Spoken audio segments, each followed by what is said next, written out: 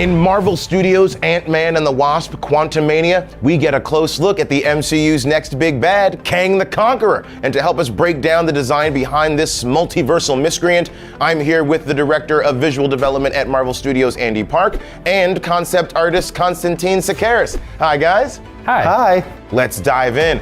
Kang is such an iconic character, and fans have been eagerly awaiting his big screen debut. So tell us where you started with developing the Conqueror variant of this character. Whenever we're tackling any particular villain, when we're trying to translate comic into the MCU, we always do a deep dive into the comic books. Of course, starting off with Jack Kirby. Jack Kirby just had this design sense of just making characters look iconic, just very simple and bold. So this is our chance to come up with the classic look that we see from the comic.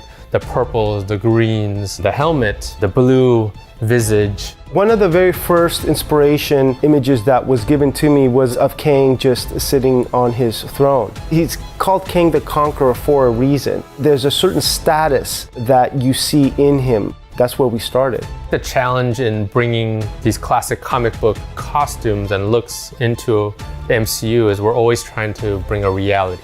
So with Kang, it was bringing in the high-tech futuristic elements into his costume. A big part of it was his helmet.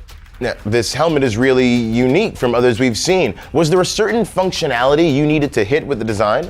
Whenever we design helmets, it's always such an important element to the costume, because at the end of the day, that's what we're looking at, right? In the original Jack Kirby design, he's got more of like a sort of like toaster square helmet. That started to become a little bit not as functional. We had played with adding a clear face shield that allowed then the actor to not have something on his face or cover up his face. It was very important for Peyton and the leadership of Marvel to not lose his performance. And even the question of, will his face be blue or will it just be Jonathan Majors? We explored both, everything from having blue lights emit from the sides of the helmet in towards the face, projecting and giving him a blue tinge, to, more the high-tech elements of maybe kind of an energy shield that kind of conforms to the face, that gives him a blue look. We explored a lot of different textures, different hues of blues. In the end, it was like, how much can we still see Jonathan Majors' face without seeing the sort of like blue face shield? So in the end, it was just something very simple. Simple but so very effective. Now, what other details did you focus on to help craft the narrative of Kang's backstory?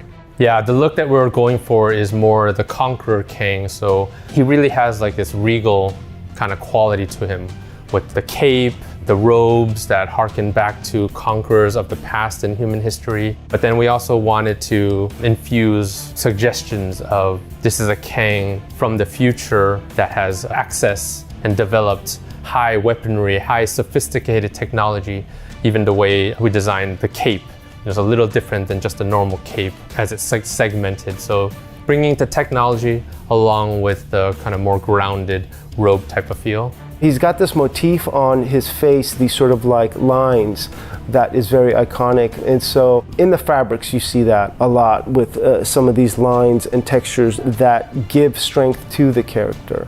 Can you tell us more about the design decisions behind the lines on his face? In this respect, you have two sort of like vertical line designs, meaning he's got the scars on his face, and then when you do see him with a sort of like blue face guard, you've got tech lines. A lot of different kind of patterning was done by the different artists.